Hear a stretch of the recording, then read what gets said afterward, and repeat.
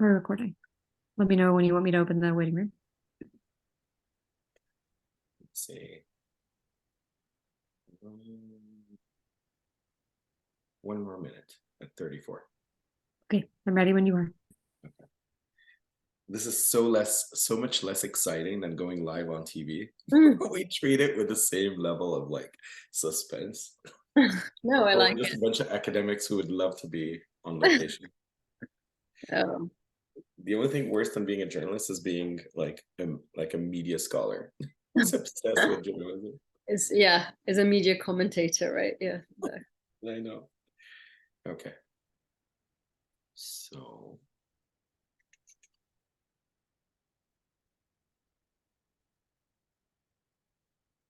and Kylie, I'm able to share a screen when I need to, right? Yeah, it says it can.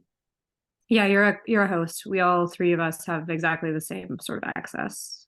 You're all powerful in the Zoom room, and everyone else has no power. Okay. And we are recording. Okay, I say we go ahead and start. Okay, I will let people in.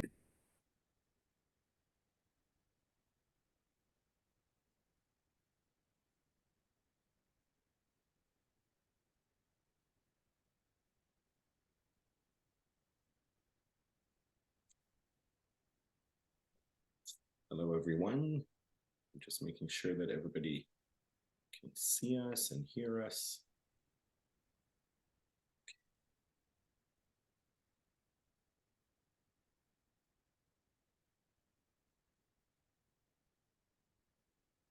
Okay. Hello, everyone. Welcome to today's talk. My name is Adel Iskandar. I am an associate professor in the School of Communication at Simon Fraser University, and I'm also the director of the Center for Comparative Muslim Studies, also at Simon Fraser University. I want to start off by acknowledging that we are on the unceded and stolen territories of the Musqueam, Squamish, and Tsleil-Waututh peoples, as well as the Kwantlen peoples and other nations in the Coast Salish territories of Turtle Island. We say this not as a statement of tokenism, but rather a commitment, a genuine commitment to actively decolonize the lands that we're on, but to also question the roles that we play both as institutions and individuals in trying to unsettle the colonial practices that further entrench the erasure of the communities on whose land we happen to live and reside. I also say this more specifically as an uninvited settler to this land myself. Many of us have left our home countries seeking either refuge or improved opportunities of living and well-being, but nevertheless, we continue to participate in the further entrenchment of the colonial practices of the day. So to say this is to remind both our listeners, our viewers, and ourselves as communities to recognize the land that we're on. And my guest, who I will introduce shortly, Sherine Tadros, is calling us from Sineway territories in what is known as New York in the United States. So just wanted everybody to recognize that. And for each of our attendees here, I encourage you to recognize the lands that you're on as well. This is also in light of the very, very hefty and heavy and devastating time that we are having this discussion in. It isn't not just the backdrop, but it is the foreground of the conversation that we're going to be having with our guest today. So to recognize the history of colonization in Palestine, that's going to also loom large in our discussion today. So I want to start off by introducing our speaker. But before I do that, I want to say that it is my personal distinct pleasure and privilege to be welcoming Sherine Tadros with us today. And I say this because I've had the opportunity to meet Sherine on numerous occasions in different worlds, different experiences, different times. We spoke shortly after her arrival from Gaza when she had some really remarkable work done during the 2008-2009 war. It's hard to say remarkable, but remarkable in the sense that it's left an indelible mark on how we think and see the conflict in Gaza, and we'll hope to discuss that today. I also want to say that today is a discussion of her most recently published book, which I'm going to hold up here. I'm very, very delighted to have my own copy. It's entitled Taking Sides, a memoir about love, war, and changing the world. We'll talk about that momentarily, but I'm also excited to say that from my understanding, this is in a way a bit of a book launch. This is the first book event that Sherine has had the opportunity to do in North America, in both Canada and the United States. So it's a real pleasure to welcome Sherine to this call. I do want to say that the introduction that I'm going to give to Sherine does not in any way do her justice. Sherine currently is the Deputy Director of Advocacy and Representative to the United Nations for Amnesty International. She leads a team of senior advocates to lobby for the protection and promotion of human rights around the world. Prior to that, Tadros was a Middle East correspondent and news anchor for Al Jazeera English and Sky News, where among other events she reported was the 2008 war, as well as the 2014 wars. Unfortunately, the frequency of the wars on Gaza is becoming quite dizzying, but both the 2008 and 2014 Gaza wars, the Arab uprisings, and the rise of Islamic State group in Iraq. The accolades for her work in human rights and journalism include a Peabody Award, an Emmy nomination, and several Royal Television Society Awards. Tadros is an experienced speaker and moderator, as you will very soon realize. Her engagements include speaking at the United Nations General Assembly, as well as peace-building conferences in Rwanda, and moderating the FIFA Conference for Equity and Inclusion in Zurich. Tadros grew up in the United Kingdom, graduating with a degree in politics from SOAS, the School of Oriental and African Studies of the University of London, and a master's degree in Middle Eastern politics. Welcome. Thank you so much for joining us, Sherine. It's a pleasure to have you back. Thank you for the very kind intro. It really is very modest compared to the incredible things that you've done in a very short amount of time, if I may say.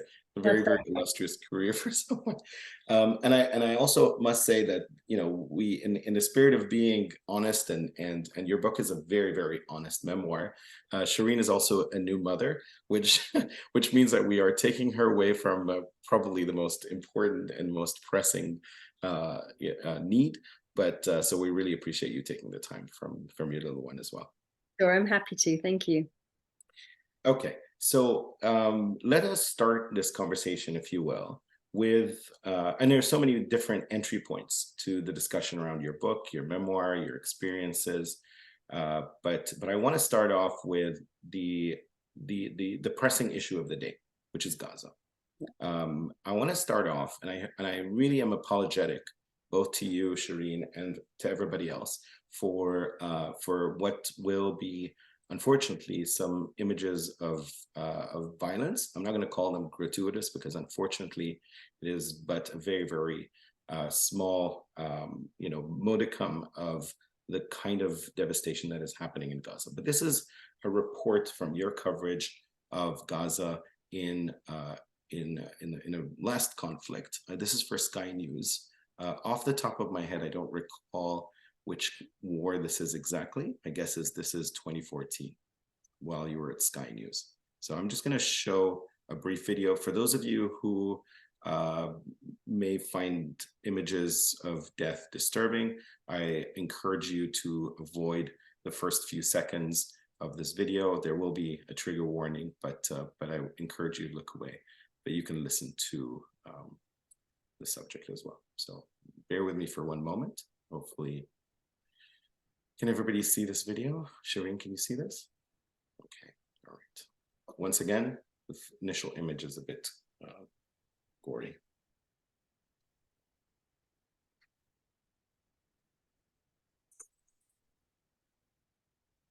They brought her in as soon as they could, but her little body wasn't strong enough.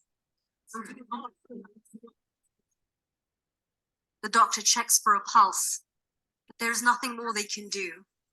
She turns to the father and gives him the news. His baby girl is gone.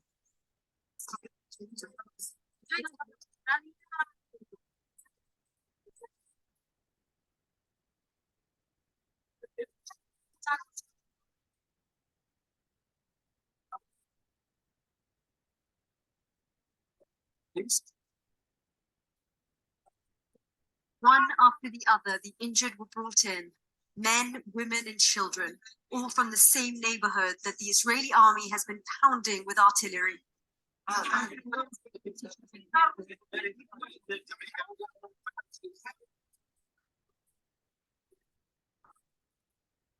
Outside, the grief was too much. Brothers losing brothers in a war that feels endless. Dozens died in a matter of hours, hundreds more injured. Medical supplies are fast running out. Doctors say they've never seen anything like this and they can't cope. OR is not enough. OR, operation theaters, I mean. It is not enough even for the patients. We have been operating on the corridors, actually. We extended our operations to the daily care unit. You know, it's a lot of patients, a lot of injuries. We cannot, it's real mess. It's real mess. And this is Shaja'iyya, one of Gaza's most densely populated towns. Israeli tanks moved in, shelling homes, schools, and shops all night and morning. It's Israel's most intense assault in 12 days. Those who could escape did. Some left barefoot, leaving all their belongings behind. This is as far as we can go. People here very, very panicked. It's not clear exactly where the Israeli troops are, but we can hear the sounds of blasts and heavy artillery all over this neighborhood. And every single person we've asked to describe what is going on just behind us is saying the same word. They're calling it a massacre. People here are angry. They feel the world has abandoned them. I don't even know if my family are alive, this man told me. What would you do if it was your children, your parents in there? They're on the move again, but these aren't refugees crossing a border to safety. There is no way out of Gaza for these people. There is no safety. Maybe what happened here will be remembered as a turning point in this war, too much for the international community to ignore. Or maybe it's just another day in the latest assault on Gaza. Sherine Tadros, Sky News, Gaza. This is Democracy Now!, democracynow.org, the War and Peace Report. I'm Amy Good. Amidst growing international condemnation of Israel's month-long assault on Gaza, U.S. Secretary... This, unfortunately, is a continuation of the current reporting on Gaza. First and foremost, thank you, Sherine, for the work that you've done and the work that you continue to do, and now in a different capacity. What's it like to watch yourself in those spaces, in those places that are currently on the news, they're currently being reported on? Can you walk us through that feeling without, you know, I don't want to be pushy about it, but I'm just curious what it's like having crossed that divide and looking back then. I mean, I guess, just watching that report back, it could have been done by, if there was international journalists allowed inside of Gaza right now, it could have been done by one of them, today, could have been done yesterday. And, it's quite haunting, that last line where I said, it could be a turning point, or it could just be another day in the latest war. And that's unfortunately what it was, right? It was just another day in the latest war, which then recurred itself, I think twice, and now for a third time. And it was not a turning point at all, right? So it makes me really sad. And it's really hard to stay hopeful. And I feel like I'm a really hopeful person, and the book's all about trying to change the world and having hope.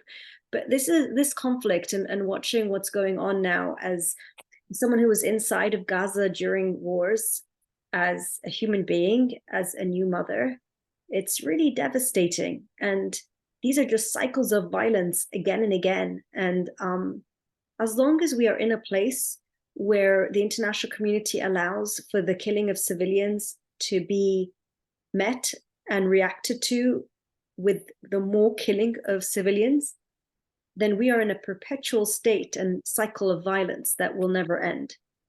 And we're seeing it right now. I think when US Secretary of State Blinken said, I feel for these Palestinian kids, I have kids of my own, but we must allow Israel to do its thing in Gaza. We're not going to call for a ceasefire. He's essentially green lighting and supporting this eye for an eye, because let's not kid ourselves and think that there's some sort of strategic value in what Israel is doing right now in the Gaza Strip. You don't murder someone's entire family in Gaza and think, okay, this is going to bring peace. This guy who's the only living relative, and he's just seen an Israeli bomb or an Israeli soldier or missile fire, whatever, murder his entire family. He is going to grow up wanting peace. So let's not pretend that what they're doing there is really in pursuit of ending the violence. All they're doing is perpetuating more violence. It's so obvious, and yet Secretary of State Blinken can stand there and say, we must let them finish what they're doing because there's, we can't not. I mean, then what would happen? And this is really just retribution by Israel. It's not about getting rid of Hamas, or certainly not getting rid of those who want to continue the violence and attack Israel. Absolutely. And I think, if you don't mind, I want to take you back to, there's a part of your book where you talk about making your journey into Gaza, and how Nick, then Jerusalem bureau chief at Al Jazeera, had suggested to you to go to Gaza. It was supposed to be a very short 1 or 2 day trip. And I'm going to read a part here that I think will sort of help people understand the backdrop of both your experience in Gaza, or at least the opening salvo. This is Nick saying, "I know you're not a fan of Gaza," he began, with his brows lifted, trying to sound boss-like, "but there is nobody else," he said, quickening his pace. This was a lot more serious than I was expecting this early in the morning. "We need you there, I'm afraid," he finished, saying that it was so fast that you could hardly catch the words. And you said, "Anywhere but Gaza, Nick." And you had gone, and this is you saying, "I had gone to Gaza once, right at the start of my assignment, mainly out of curiosity. Just 24 hours was enough for me to decide that I never wanted to return. Gaza had a way of sucking the happiness from you as soon as you arrived, as though it was patrolled by dementors from Harry Potter. Ghouls that appear out of nowhere, and before you know it, you can't remember anything good about your life, nor can you imagine anything good ever happening to you again. In Gaza, the dementors seem to be everywhere, draining hope and feeding on widespread misery and despair. The small territory is one of the most densely populated areas of the world. I've often heard it described as an open-air prison, but that's a false analogy. Prisoners are arrested, caged, and tried. In Gaza, your crime is simply being born in Gaza." As I'm reading this, I'm thinking to myself, now Gaza as a territory is shrinking in size, and the open air prison is becoming tighter and tighter, the noose around people there. How does one think about covering a conflict like this, given the current circumstances? When you and Ayman Mohyeddin were reporting from Gaza during that time, you were the only two Western-based correspondents, or English to say. Neither of you were Western. You describe yourself as halfies, which I think is a fair description of both your hybrid identities, yourself as a British Egyptian and himself as an American Egyptian Palestinian. But you were the only English-speaking or foreign correspondents speaking from Gaza. What's it like today, given that, as far as I know, there are virtually no reporters from Gaza communicating? We are having to rely on footage that's being distributed and shared by Gazans using social media. Can you tell me a little bit about how you're seeing journalistic responsibility and the role of the profession and the professionals in light of this shrinking territory, more desperate population, and widespread devastation? Yeah, I think this is a really difficult one. I think that in this conflict, more than any other conflict I covered, and I didn't just cover Israel-Palestine, right? I feel like I covered, everything from ISIS to the uprisings to, even North African conflicts in Sudan and so on, right? So this wasn't the only situation that I covered as a journalist, but this one more than ever, the rules went out the window. So the rules of war, the rules of international law, and the rules of journalism. And we're in a situation now where when Israel is the aggressor, as it is in Gaza, it's bombing the Gaza Strip, journalists are reporting on that, and in the same breath, giving the important context of the Hamas attack of October 7th, and this being a response to the Hamas attack in October. And that is important. It's an important part of the story, right? That's our jobs as journalists, to give you that context. But when Hamas carried out their heinous and attack on October 7th, where was the context of decades of occupation, an illegal siege for 17 years, and decades of humiliation of the Palestinians? Why wasn't that seen also as important context? Why was that suddenly seen as making excuses and justifying the attacks and the taking of hostages? So there are different rules, and there's a double standard there.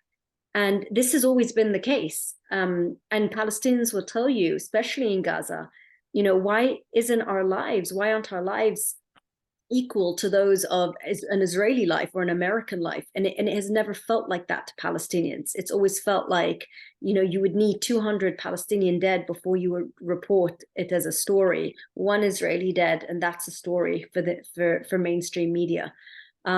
And so that sort of hypocrisy and double standard, I think, is very much on show right now. And I think that it's really, we should shine a light on it and call it out, because we have the politicians, implementing this double standard on a policy level, and the mainstream media is doing the same on their level. And, like I said at the start, we will never address the root cause or have any hope of ending this cycle of violence if we continue with this rhetoric and this double standard and this clear hypocrisy.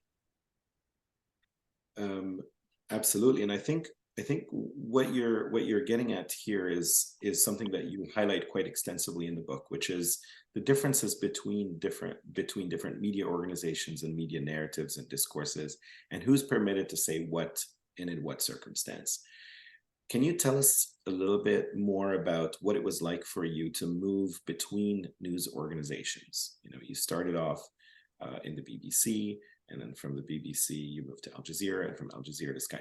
So that journey also is a journey through different sort of journalistic identities and roles that you play, and essentially recognizing the role of what we call the political economy of communication, or how a media organization is governed and the extent to which that informs. And you also had an initial stint for a Saudi network, and various other roles. Can you talk us through why we see what we see on the screens in light of how organizations are run and by whom?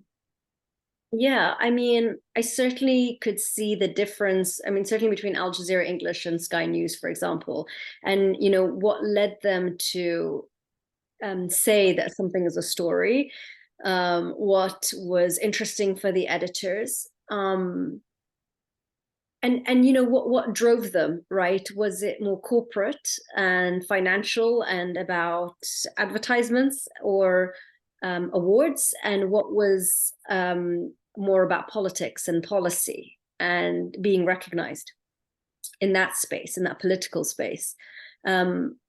So certainly there are differences between the channels, but there's also a lot of similarity in how broadcast television news has evolved, and the issues with I think all television stations and networks at the moment, which is that increasingly the correspondent has become the story, and the pressure that correspondents are under to do that piece to camera in the middle of violence and destruction and panic mode because that's what viewers want to see. They want to see that sensationalist images, and that causes journalists to have to take more risks and have to one-up each other. And I think that is a really unfortunate environment, because, you know, journalists do an extremely important job in telling the story. But I can't tell you how many times I've watched a report, even in the last few weeks, where I think, like, I'm not sure why they risked going into that area that they went in to show me that they were there. I'm not sure I gained anything from that, apart from just the, you know, the sensationalist entertainment of them and how scared they looked and so on. And I always think, like, if you're going to put yourself in danger and your crew in danger, you need to be doing it so that you can tell a certain part of the story that unless you're there, you won't be able to tell, or gain some kind of credibility with viewers. And increasingly that's not the motive. And editors push us to take these kinds of risks. They don't support us when we say we need out. And the entire sort of ecosystem of war corresponding and the machoism involved means that many journalists end up burning out and not able to communicate effectively that they need time off, or, you know, they need out. And there's an addiction there. And there isn't, you know, on the part of the editors, there isn't really enough being done to sort of see that a certain person needs out, needs a break. I mean, it's almost like, as long as you're willing to take the risk, they will let you take the risk. And, you know, and so I've definitely had times where I've had to say to an editor, I mean, you trusted me when I said, I'm ready to go in. You need to trust me when I say I need out. And more than once, I had editors tell me, you know, why don't you just, you know, take a break for a few hours or half a day and come back? And I'm saying, no, I need out. And they wouldn't let me out. I mean, in one particular instance, I booked my own flight ticket and booked it to go to London and go home, because my editor wouldn't let me go. So, or leave the ground, because it was a closed, you know, country, and it was really hard for me to get in, and they didn't think that they could replace me and get someone else in. And so that's the reality of conflict reporting. And in the book, I think I'm really honest about how unglamorous it is, and how it can be such a high, and this elite club that you're let into, but also the price that you and your loved ones pay. Absolutely. And I think what you describe as a risk is very much obvious to us when we look at the cost of life to journalists in this most recent conflict. We have a situation where I think the Committee to Protect Journalists has reported the war in Gaza to be the most costly for journalists to date. Like, over 40 journalists have been killed in Gaza. And I wonder, of course, many of those journalists are themselves Gazans. So they neither have the luxury to leave the Gaza Strip or to stop reporting on what is happening, their predicament facing their communities and their people. But I wonder what that means for them to be Palestinian journalists. This issue of being sort of a native reporter or a local reporter, and how dispensable they are, the stringers, the freelancers, the folks on the ground. What does the value of life mean, both for the organizations, but also for us as audiences who are also fetishistically drawn to raw footage and what's happening on the ground, unadulterated and unvarnished. Yeah, so right now, you know, all we have is the local journalists. We don't have international correspondents inside of Gaza right now. So the whole world is relying on them. And I think that while they're in the spotlight, they're not protected from Israel's bombardment, but they gain a lot of sort of respect and from the outside world and followers, and that can be really important for them. I think the problem comes later when, you know, the world moves on from the story, as it inevitably will, and they're left, and they don't get contracts with the New York Times because they were tweeting or whatever we call it now from the ground during the war, and so they're sort of left high and dry after it, and that's a story that repeats itself over and over again. But it is really these local journalists, stringers, translators that make it possible for the story to emerge. If it wasn't for them, not just in this conflict, but in many others I've covered, it wouldn't be possible to tell the story at all. And something that was, that's really important in this conflict is that I was noticing in the beginning days of the coverage, you would have reporters doing very in-depth stories with families of those hostages that were taken, and they were really devastating stories about grandmothers, babies, brothers and sisters that were taken, and they were very heartfelt and very good reports. And then when they came to sort of tell you about what's going on in Gaza, it would just be aerial footage of destruction, be it, look terrible, but it's still not personal. There's no personal story there, right? And I think that's what happens when you don't have the correspondence inside of the Gaza Strip.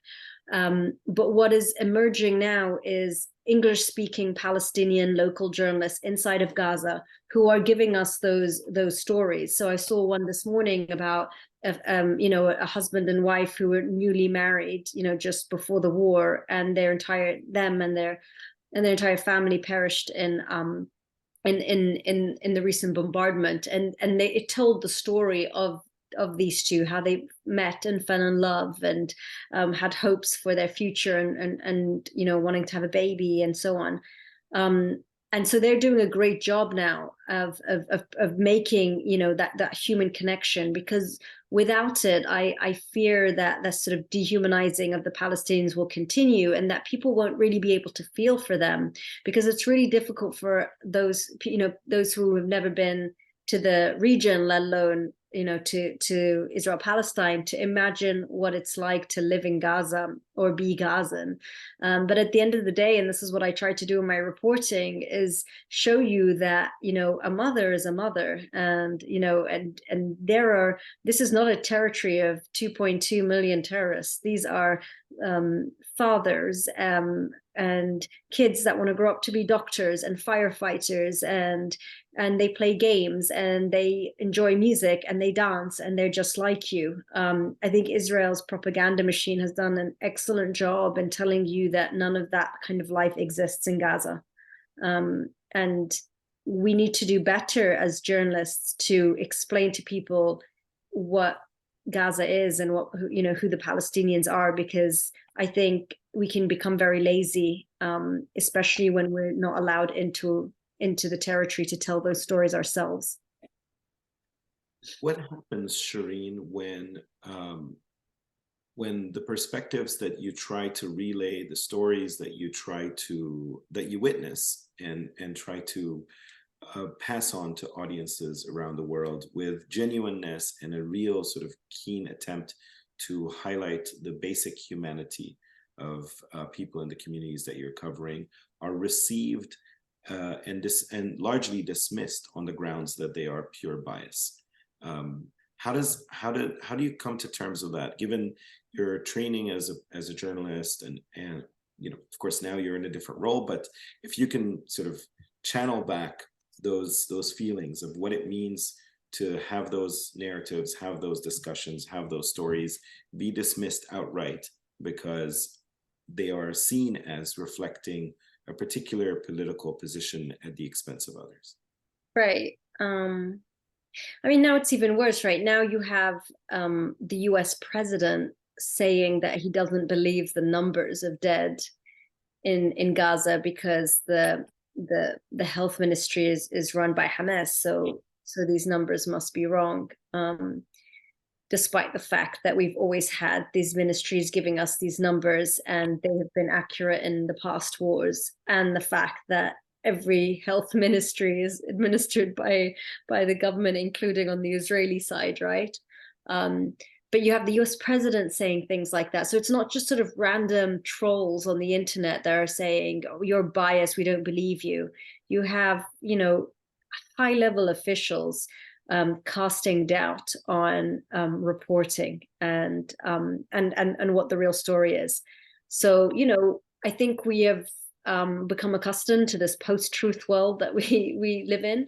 And I think that as journalists, you continue to do your job and you speak your truth. And I think that if you get very hung up on people not believing you and, you know, why is it that, you know, why is it that I'm being trolled this way, or people complaining about your reporting, as often happens with this conflict, I think that you will do a terrible job, because you will self-censor. So I try to do my job really just explaining to you what I'm saying and showing you what I'm saying, and making you, you know, come to your own conclusion.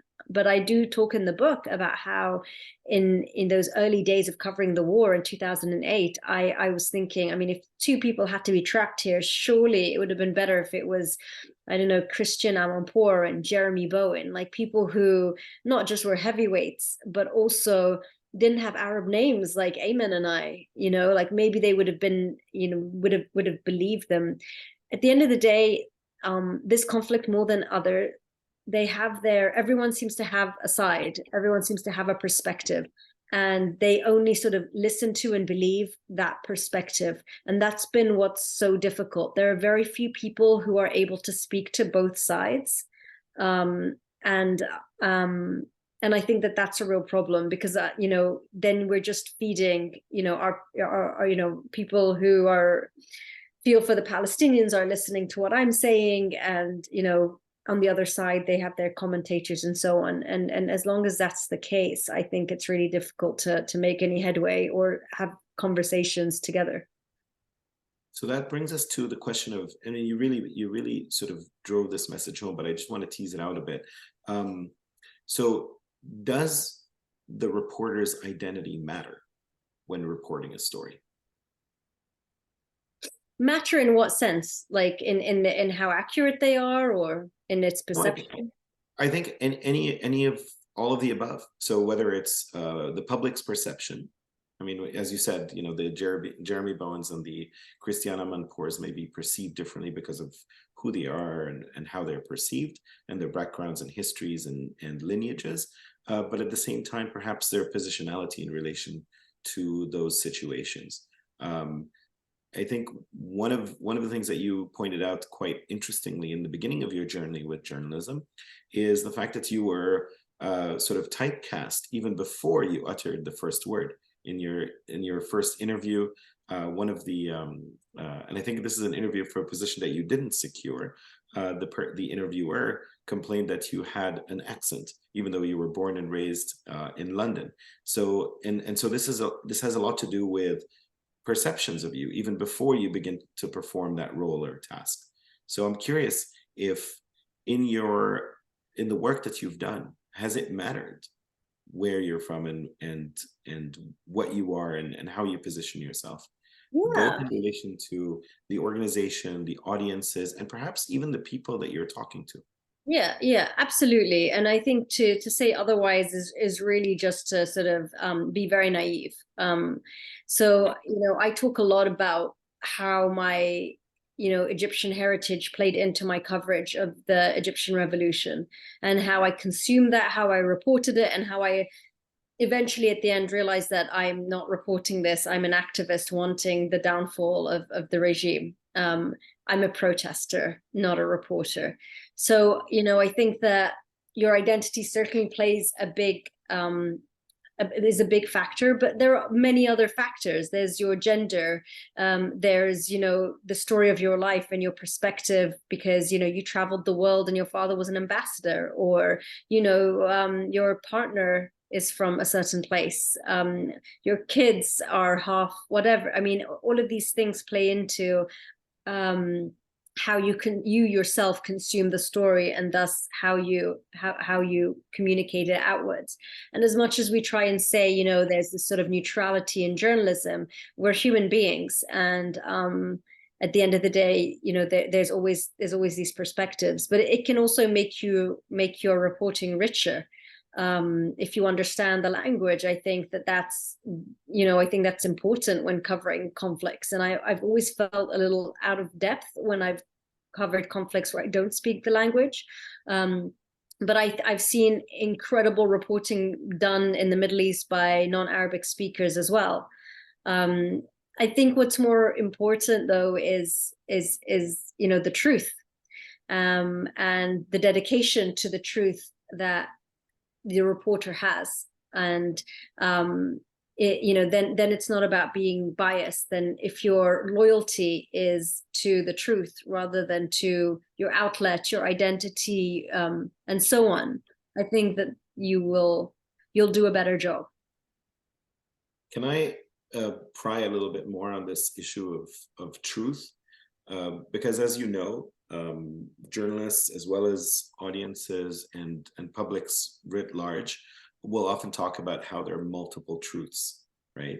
But at the same time, as a journalist, you are limited to what you get to see and witness and exchange, right? That the transaction that you're having with the milieu, the world in which you are residing, can shape what it is that you end up reflecting on. So I say this in light of, for example, what you described about, reporting from a distance, watching the missiles or the airstrikes fall, or being kind of in the safety of distance, or perhaps even embedded reporting, which was a strategy devised by the US military in the run-up to the war in both the wars in Afghanistan and Iraq, to get reporters to be with military regiments. So what does it mean to relay truths that are only serving a particular agenda? And what difference is there? Are those truths sort of in contestation with each other? Is there a social justice dimension? Are we trying to think about where power resides in the midst of these contesting realities? I mean, I'm not sure if journalists should necessarily go down that path and be so forensic about the truth, right? I think that as a consumer of the news right now, I don't think any one outlet or one journalist will be able to give me the entire picture. And I think that we need to be sophisticated enough right now to realize that we need a variety of sources to start to understand what is going on in a particular situation. But I think what journalists should do is do their best, right? Because so many don't do their best. There's laziness, there's fear, there's self-censorship, there's censorship. There's all of these things at play that essentially mean that you are not telling your absolute truth, what you have seen, and not reporting what you have heard. And that's what I'm talking about. And that happens way too often. So what's it like for you to be now the consumer of news? Obviously, you have an insider view, which means that you're a more critical consumer of news, and you're probably surveying the scene and seeing who's out there and what they're doing, both the professional and those who are slightly, I shouldn't even say less professional, because nowadays, there's public journalism and citizen journalism and folks who are reporting their realities and what have you. But how do you decipher this really confusing cacophony of news and information, at least when it comes to covering the Israel Gaza conflict? I have my preferred sources, and I feel like they're for me my go-to, and I don't even want to influence people by telling them what they are. I think that everyone needs to find for themselves the sources that they trust, and that's not necessarily just the ones that they agree with, but the ones that they just think do a solid job in telling you just what's going on. I think one of my biggest news sources is what I would consider quite right-wing news outlet that's an online outlet, but I think that the way they send out these sort of daily what's going on, and there is value in how they're seeing the conflict right now, for example, and how they read other stories. So again, I think it's about being sophisticated in the way that you consume the news. I personally don't watch much television at all. Television news, I think that it's the last thing I do. I mean, I'm doing it a little bit now because I'm commentating on the news coverage of Gaza, and so I need to.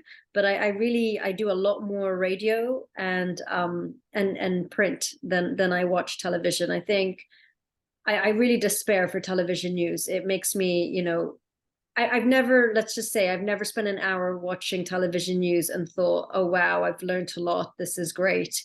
I'm much more likely to start tearing my hair out. So, you know, I think that my colleagues are doing an incredible job on television. They are risking their lives, and there's a lot of power in images. But for me, searching for information, I get my news elsewhere.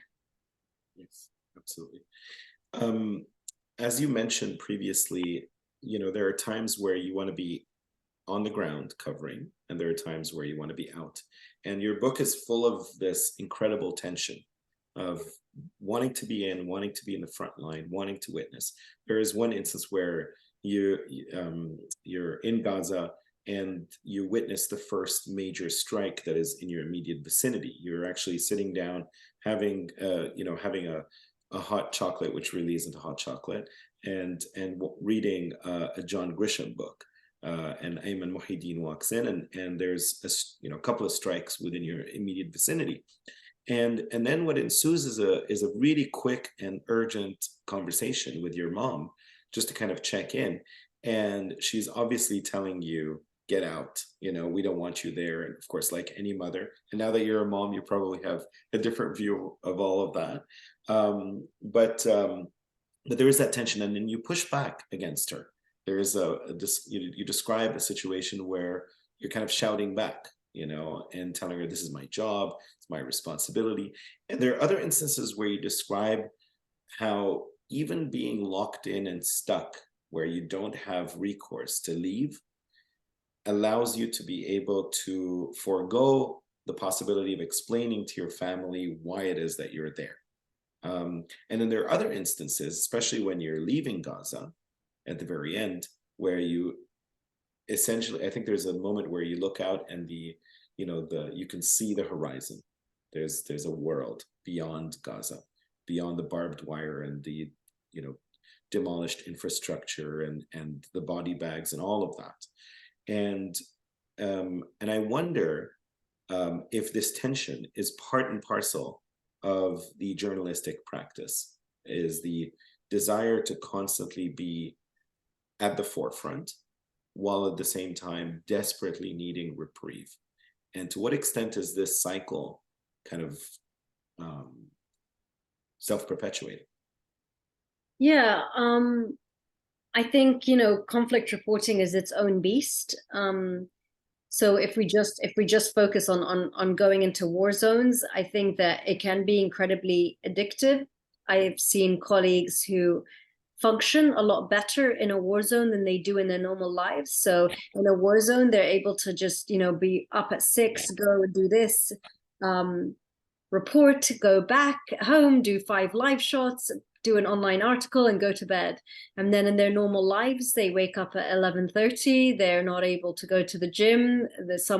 They get a message from the tax people and they fall apart crying because, you know, my taxes are due and I don't know how to fill out the form. So there's that dynamic that happens where you often feel like you can only survive and you only know how to survive in a war zone, and therefore you keep going back to these war zones because that becomes more comfortable, if you can imagine, than the real world. And I think that's a really dangerous thing that happens to correspondents. It's an addiction to the adrenaline of it, but also the fact that when you're in a war zone, all of that other stuff doesn't matter. The divorce that impending divorce that might, issues with your family, issues with the tax man, all of these things, your financial woes, none of that matters when you're in a conflict zone. You can put all those life issues aside, and you are like a hero essentially every day covering the story, and you feel good about yourself. And that's addictive. And yet you are also extremely tired. The pressure is immense. The hours are endless. And so there is that push and pull. And you know, I think what we don't talk about is the days after you leave a war zone. And I try and be really honest about that in the book, and that numbness that you feel. You know, I could spend days just staring at a wall after I leave a conflict zone, and it's not just because I'm exhausted, but it's almost like I don't really know how to function anymore. And I'm trying to process everything that I've seen, because while I was in there, I was not able to process, because you have to keep going. And I don't think that a lot of us stop to get over that moment. It's much easier to just go to your next war zone than to sit with your feelings and ask yourself, what's going on with the 4 hours I just spent staring at a lamp? I mean, you're extremely honest about that in describing how you felt when you left Gaza. You describe a situation where both yourself and Ayman become essentially celebrities. You're nominated for a lot of awards. You're invited to give talks. I think that was probably the last time that you and I met, was while giving a talk to a large auditorium of folks at Georgetown University many years ago now. But you talk about how incredibly ambivalent you are about this, and how you carry, in a sense, you use the word guilt to describe what it means to be living on and being commemorated and celebrated, despite your colleagues who are on the ground continuing to live in that really, really sort of upsetting predicament. But at the same time, you also seem to be carrying the stories of the people that you've encountered and met along the way.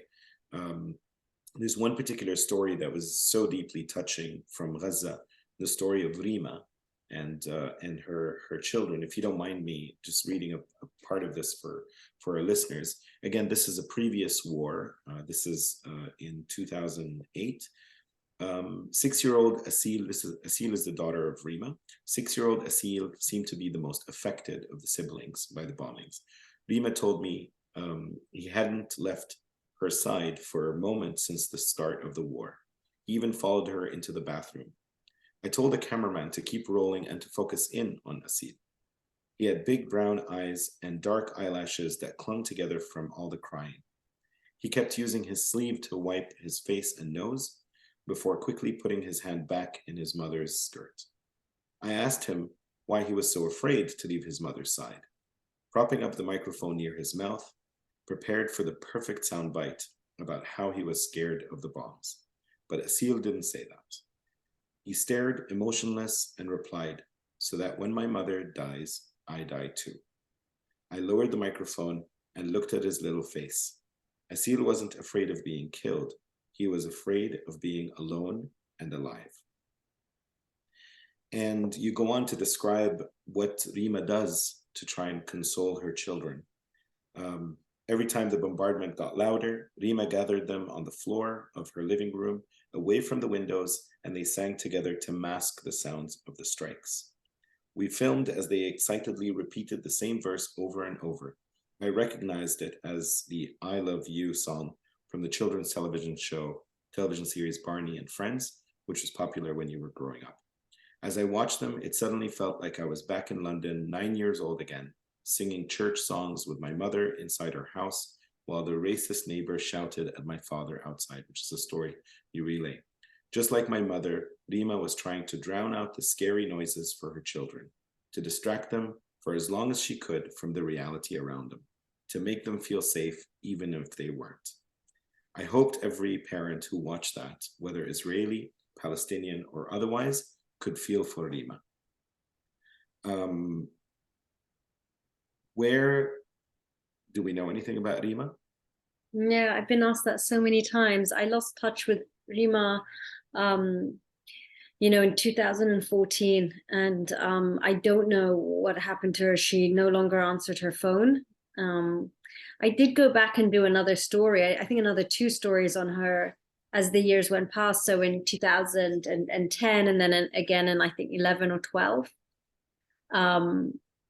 And I watched the kids grow up, and I talk in the book, I think, a little bit about how depressing it was to constantly go back and have them say, I mean, okay, we'll give you our time and you'll do another story on us, but what's going on the outside? It doesn't seem like anyone cares. Like, my house hasn't been rebuilt. There's been another war. What's going on? So that, I think, added to the guilt that I was feeling as a journalist, that I kept going back into these people's lives, invading their privacy and their moments. And I wasn't sure what we were achieving. And certainly in Gaza, things were just getting worse. And it wasn't my job to make things better. It was my job just to describe what was going on. But I think the fact that people, when you shove a camera in their face and you ask them to tell them your story, they expect something from you. They expect that you will do something in return for this invasion of their privacy. And I think I say in the book, I felt at some point as unaccountable as the soldiers that had done what they did to them.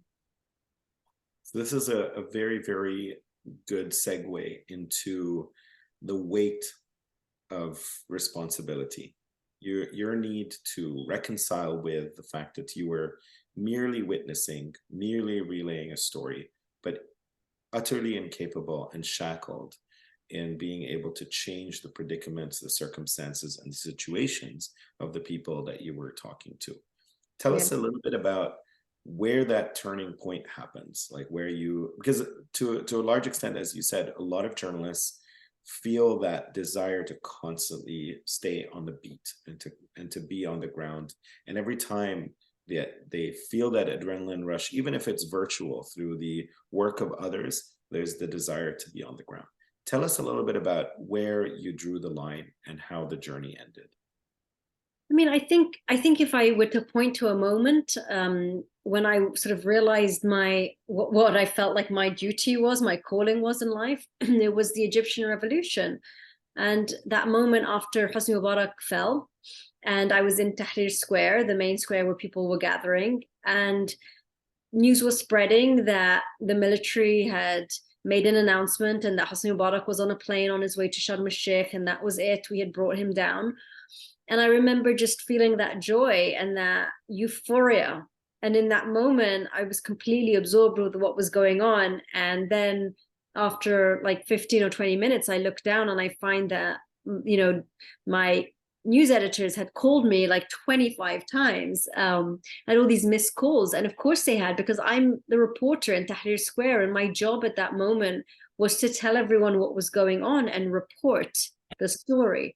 But I felt like my job was done because Hosni Mubarak had gone. And that's when I realized that I didn't want my job to end when I was pulled out of the story and when I filed my report. I wanted it to be my job to wait until there was a change in policy, some sort of justice. And, that's not to say that human rights advocacy is, and what I do at Amnesty International is, it solves all the world's problems. There's certainly issues, and limitations to my job, but at least my mandate is right. For me, in the process of making change, there are many different roles that need to be played. I realized that my role, the link in that chain for me was advocacy and was lobbying. It was not journalism and telling the story, although I truly believe that is a very important, vital link in the process of making change. And I'm thankful every day to the journalists who risk their lives to do it. But for me, that's not where I wanted to be. To what extent do you see the work that you're doing now and that you began to do when you entered the human rights advocacy area as as a sort of a natural progression in a sense that initially you were involved in documenting, archiving, producing the first draft of history for a lot of these conflicts and situations whether it's in Egypt or in Gaza or in Iraq or elsewhere, to all of a sudden finding yourself needing to use this documentation, the archiving and those first drafts to make a case. Yeah. One way or another. And to what extent do you feel like journalism continues to be a conduit for the advocacy work that you're doing? No, I think that I've never appreciated journalists more than in my current role, right? I really see their ability not just to document, but also to raise awareness. It's almost like part of my role is to get the journalists and activated, if you like, on a certain story, and that's part of my job as a lobbyist. It's not just lobbying diplomats. So I think that that's a really important role that they play. And it's not, my book about this sort of transition I take from journalism to activism isn't trying to say that activism is some sort of higher calling, but just to say that this was my calling, what I wanted to do.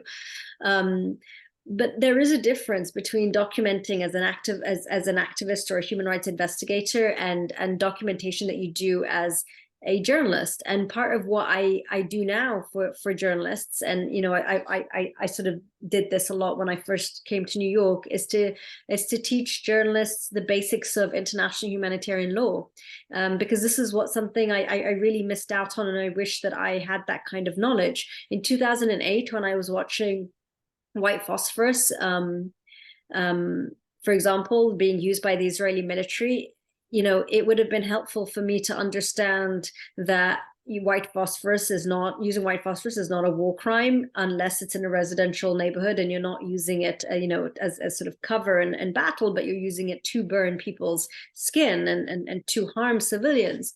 I think that it would have been useful when I was interviewing people after their house had, been targeted by a missile, if I had asked certain questions, which would have determined more whether they were crimes of war or not, because these things are pretty complicated, and you need to ask the right questions in order to document the right thing, and then be able to have some sort of justice or compensation at the end of it. And I think that as journalists are often the first on the scene and sometimes the only ones on the scene, that sort of knowledge of what a war crime is and what it is not is fundamental, and we're not taught that. And I'm not saying that journalists should take the role of documenting like a human rights investigator would, but in sort of telling the story of what's going on, they should be aware of what international law says about the rules of the conflict, and therefore what is a violation of those rules.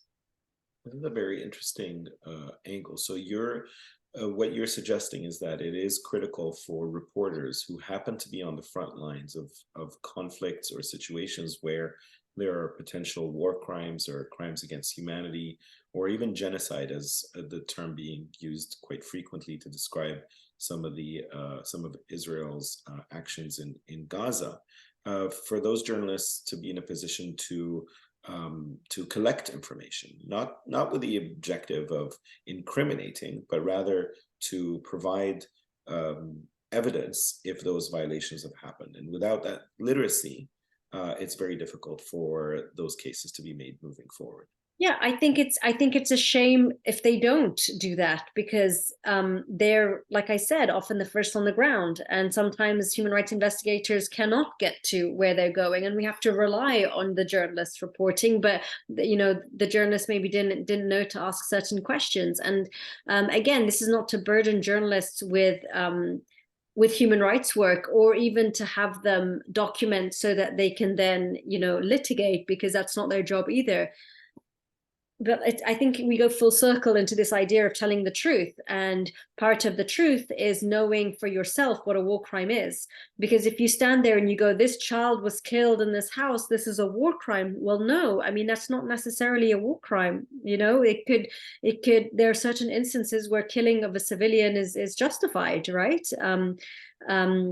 And, when Israel is throwing leaflets at people telling them to flee an area, I mean, that's sort of being seen as, them trying to limit casualties and sort of do the moral thing. But actually, no, it's part of international humanitarian law to warn people. And actually what they're doing is they drop these leaflets, but then the people move and they bomb them where they've moved to anyway. So actually what they're doing is box ticking. And it's important for journalists to understand that. And the only way you would understand that and therefore report it in the right way is if you had a background in IHL. And I think that, the course that I have taught, and the small sort of snippets that I do with journalists and, budding journalists and conflict reporters, it doesn't take very long. This is not, brain surgery. This is like basic knowledge. And I do think that you have an obligation, just like you have an obligation to do a HEFAT course, you have an obligation to understand the rules of war if you're going to cover a war.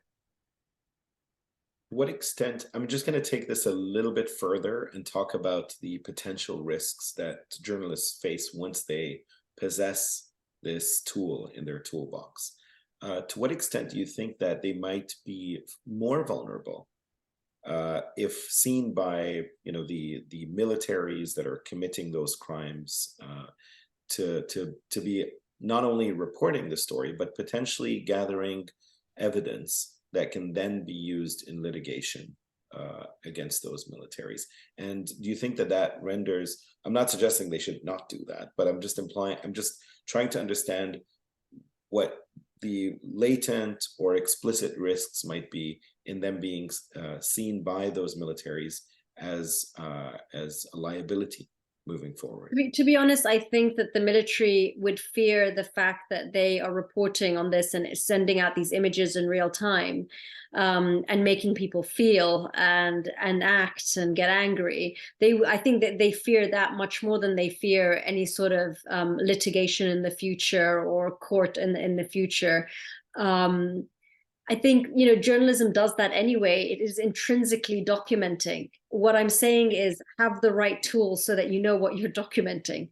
I'm not saying that you do anything differently. I'm saying that as a journalist, do it with a bit more intention and knowledge. So yeah, I'm not suggesting that you are sort of a pseudo documenter, an investigator. But I do think that as you're doing this work anyway, you need to have those sort of basic knowledge. The situation of human rights in the places that you've had an opportunity to report from is quite upsetting and quite abysmal. Can you tell me a little bit about how that drives you? I mean, and those places are very dear to you, not only because you reported from there, but in some instances because you're from there. So what's it like lobbying? And I know the term lobbying does have sort of negative connotations for some people, but it's interesting how you're using it and deploying it to describe raising awareness about human rights, which seems like a far more positive connotation to the term. But tell us a little bit about what it means to be working on those sites and what they mean to you, and how do we assess progress in this area? Yeah, I mean, I think, one of the things that all activists struggle with is this idea of impact and progress. And, it's so slow. I mean, the files I work on, be it, Syria, Israel, Palestine, Myanmar, China, like all of these are very difficult, big files, and we don't see much movement in them. In fact, sometimes I feel like our job is simply trying to make sure things don't get any worse than trying to make them any better. But you have to take the small wins, and you have to celebrate them. And you have to understand that you're part of an ecosystem that is working to make change, that you alone are not going to do anything. Or let's just say it's very difficult for you alone to make that sort of impact in these sort of huge conflicts that we're talking about. But yeah, I mean, it's really difficult work, and more than ever, human rights are being sidelined. NGOs are the space that we have to work in, whether it's at the United Nations or other multilateral forums, is increasingly getting smaller. It's hard to get in the room where negotiations are happening. And even if you are in the room, you're sort of seen as the human rights pariah. Like, we don't really need this kind of these kind of considerations in an emergency moment. We need the sort of security people and even the development people, but we don't want the human rights people in the room. You're just going to stop us from being able to do what is necessary. So we're sort of seen as naive and a thorn in the side of progress sometimes. And that's it's a fundamental misunderstanding. I mean, the entire reason for the Universal Declaration of Human Rights came out of this terrible moment and this idea of, after the war, the Second World War and the Holocaust, and this idea of we shall never let this happen again, because human rights abuses are often the best indicator of a impending conflict or violence that's about to get worse, and they are often the root cause of violence. And I think it's really a shame that we are so often typecast as this sort of hippie, tree hugging, human rights naive people that in the middle of a conflict are asking, well, where are the women being treated well? And you're sort of like, well, everyone's being treated badly. Well, no, that's not our role. Our role is to point out violations of international law and to try and seek justice, to document these atrocities, and to promote basic human rights, that if they were being respected, we wouldn't be in this situation today. It's really that simple. To what extent, Sherine, do you think that human rights organizations and the work and the effort that yourself and your remarkable colleagues are expending is taken seriously compared to, let's say, 5 or 10 years ago? Are we witnessing sort of a burgeoning impact for discussions around human rights, or are things becoming more and more difficult with time? I mean, it's a hard one. I think that in certain areas we can see a huge interest in human rights and people using the term more often and taking it very seriously, that everyone has these indivisible basic rights that are afforded to them simply by being human. And on the other hand, it feels like political leaders are able to violate these rights, whether against journalists or civilians and so on, so easily and without recourse, that it makes you think, what is the Universal Declaration of Human Rights if it cannot be implemented by the very states that came and signed it and said that they would abide by it. So I think we have sort of a schism in the way in which the public is consuming the idea of the importance of human rights and the way in which leaders around the world are violating those rights and not taking them seriously. What about I'm trying to connect both the human rights agenda and the more specific right to expression and the press. This seems to be the one area where we're seeing far more muscular regimes around the world, including in North America and in Western Europe, where restrictions on a free press and what can and cannot be said is becoming quite curtailed. Is this part of your agenda, and to what extent is this sort of closer to you? Are you trying to zoom in on the types of liberties afforded to your former colleagues as journalists, and also publics, and being able to express themselves freely? Sure, and sorry that I'm gonna have to rush off at some point soon because of this newborn that I have upstairs that I can start to hear wanting his food. But I think that as Amnesty International, we take the freedom of expression and the right to protest as one of our big human rights concerns, where we see a regression. And we've seen, protests being stifled in various European countries over the conflict in Gaza, for example.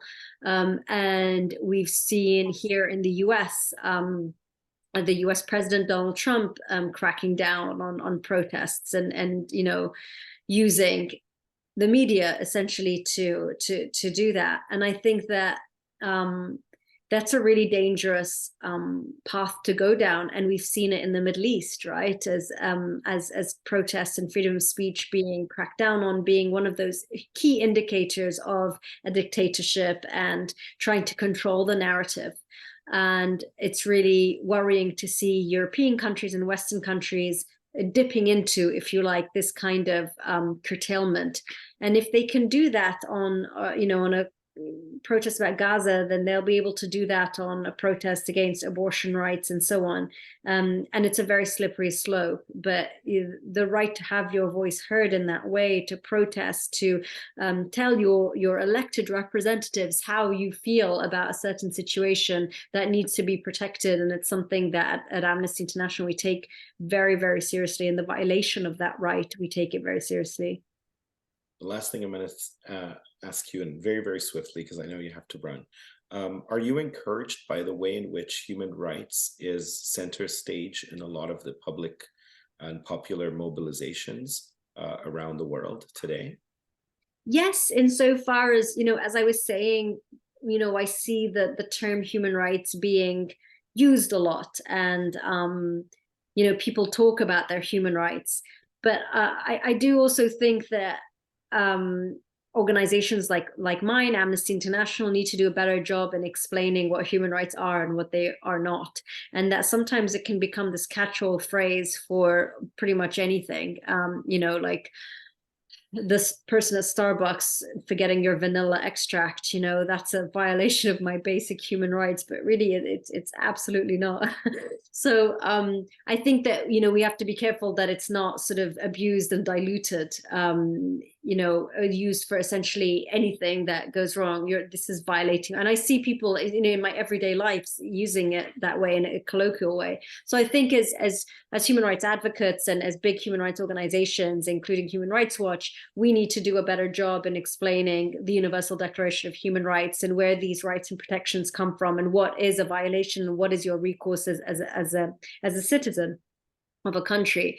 But certainly I feel like there has been almost like a fashionable uptick in the idea of us all having basic rights that should be protected, and generations, the sort of upcoming generations, I think, will have a much better sense of their own rights as individuals than I think, you know, previous generations have had, and that is a progress that gives me hope. Wonderful. Thank you so much, Sherine. We really appreciate your time. I want to thank you for the book, which is really a remarkable read. I absolutely did not do it justice because the current events have taken over, but in the grand scheme of things, it is a truly provocative and very, very candid and deeply honest personal memoir. I expect a follow-up to it for the next phase of your life. And I also want to thank your son for his patience while we took you away from him. Thank you so much, Sherine. To everybody who is listening to us today, I want to thank you for your time and attention. And the recording of this session will be posted online and on our website, the Center for Comparative Muslim Studies. Thank you so much, Sherine. Take good care, be well, and looking forward to talking to you again in the future. Thanks so much, Adel, and thank you everyone for your time today. Thank you.